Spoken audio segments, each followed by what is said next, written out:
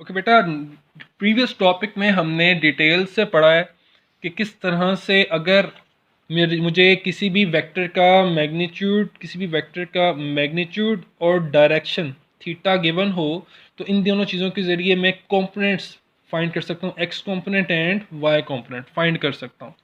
अब ये है उससे अगला टॉपिक, ये भी बेटा बोर्ड के हिसाब से very very very important topic है। इसमें हमने ये देखना है कि अगर कंपोनेंट्स गिवन हो, एफ एक्स और एफ वाई गिवन हो, तो इसके ज़रिए हमने मैग्नीट्यूड और डायरेक्शन कैसे फाइंड करनी है। ठीक है, तो इसके लिए अगेन मेरे पास बेटा एक ये फिगर गिवन है। सबसे पहले इसमें एक वेक्टर है एफ। ठीक है, अब ये एफ वेक्टर बना है इन दो कंपोनेंट्स के जरिए, F X and F Y के जरिए। एफ एक्स और एफ वाई गिवन है, याद रखें, ये given representation of force from perpendicular components. ये इसके जो परपेंडिकुलर कंपोनेंट्स हैं जो एक दूसरे के साथ म्यूचुअली परपेंडिकुलर हैं, F X and F Y, ये गिवन है। इनके जरिए मैंने इस वेक्टर को फाइंड करना है। वेक्टर को क्या फाइंड करना है, मुझे इसकी लेंथ चाहिए और ये वाला एंगल थीटा चाहिए। ठीक है, ये कैसे फाइंड करेंगे? सबसे पहले हेड टू टेल रूल के जरिए अगर हम गौर से देखें, इसकी लेबलिंग ऐसी हुई है कि मेरे पास दो वेक्टर्स गिवन थे, एक था ओ पी और एक था ओ क्यू। मैंने हेड टू टेल रूल से इनको पहले कंबाइन किया। कैसे किया? ओ पी वेक्टर को के हेड से ओ क्यू की टेल मिला दी, मतलब इसको उठा के मैं यहाँ पर लेके आ गया, तो मेरे पास ये बन गया, ये एफ वाई उठ के यहाँ आ गया। ठीक है, तो इसको मैंने ये जो वेक्टर बना, ये नया वेक्टर, ये बेसिकली इसको उठा के मैंने यहाँ पे रखा है। ठीक है, तो आपने कंफ्यूज नहीं होना कि ये कोई और वेक्टर है, ये कोई और। बेसिकली इसी को उठा के उन्होंने पहले दिखाया कि एक ये वेक्टर था, एक ये वेक्टर था, इसको उठा के यहाँ पे रख दिया। तो मेरे पास इस वक्त ये दो हेड टू टेल से बन चुके और इसका रिजल्टेंट ये ड्रॉ हो गया और इस ट्राइंगल को मैंने लेबल कर लिया ओ पी आर। ठीक है, और ये इस वक्त O P R triangle O P R जो है ये एक राइट ट्राइंगल बन गई है मेरे पास।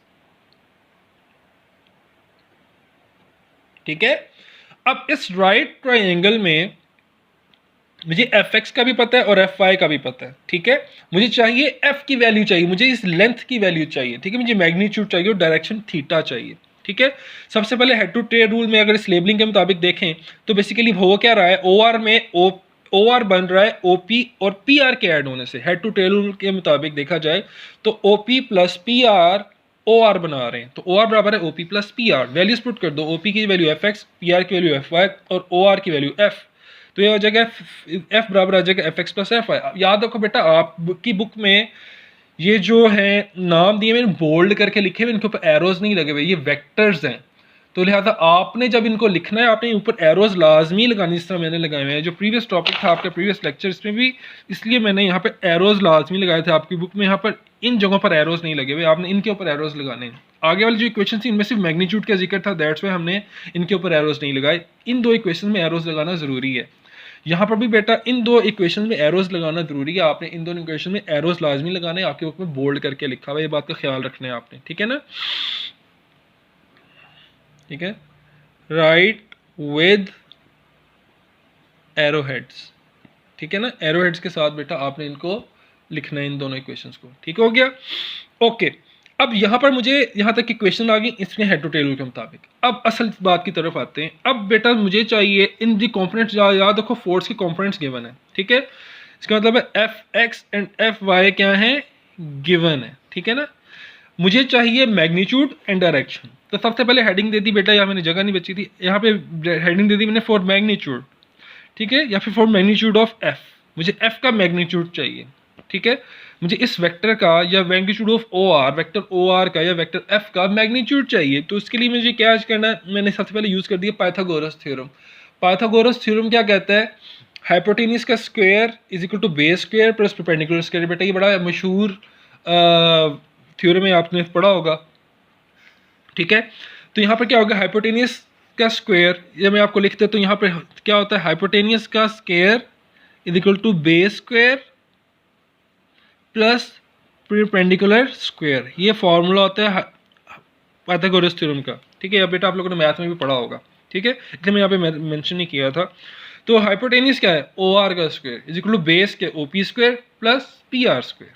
मैंने ये थ्योरम क्यों लगाया, क्योंकि मुझे बेटा ऐसी इक्वेशन चाहिए जिसमें ये भी गिवन हो, ये भी गिवन हो, सिर्फ ये अननोन हो। क्योंकि मुझे ये और ये गिवन है, ये और ये पता है, ये मैंने फाइंड करना है। तो सिर्फ इसलिए मैंने ऐसी क्वेश्चन लगाई और ऐसी क्वेश्चन सिर्फ पाइथागोरस थ्योरम से बन सकती थी, इसलिए हमने वो यहाँ पर ये यूज़ किया। ठीक है, तो यहाँ पर देखो वैल्यूज पुट करो, ओ आर की जगह हमने पुट किया एफ, ओ पी की जगह एफ एक्स और पी आर की जगह एफ वाई। तो F square equal to F X square plus F Y square हो गया।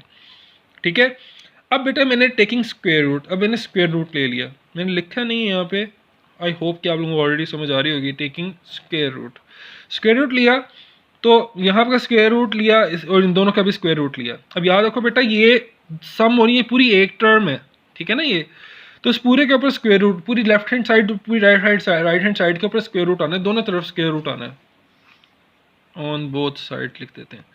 ठीक है, अब यहाँ पर बेटा एक ही टर्म थी तो इसके स्क्वायर ने इसके स्क्वायर रूट को काट दिया। अब यहाँ पर बेटा दो सेपरेट टर्म है, दोनों दरम्यान में प्लस का साइन है, तो यहाँ पर बेटा ये स्क्वायर रूट को नहीं काट सकते, ये मैथमेटिकल रूल्स के खिलाफ है।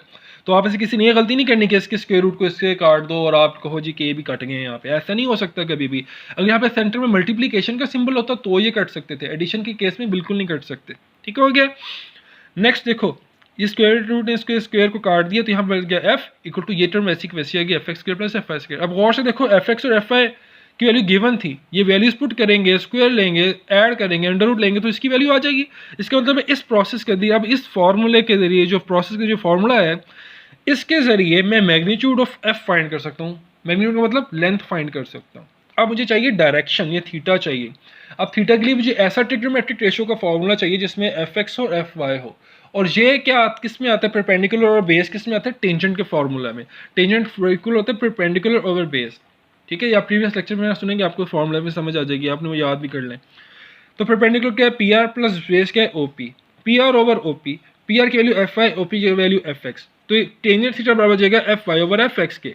यहाँ से मैं थीटा की वैल्यू कैसे फाइंड करूंगा, टेंजेंट इधर थीटा के साथ है, इधर टेंजेंट आके इन्वर्स हो जाएगा, तो थीटा बराबर जाएगा tangent inverse F Y over F X. तो ये इस फॉर्मूले के जरिए मैं डायरेक्शन फाइंड कर लूंगा।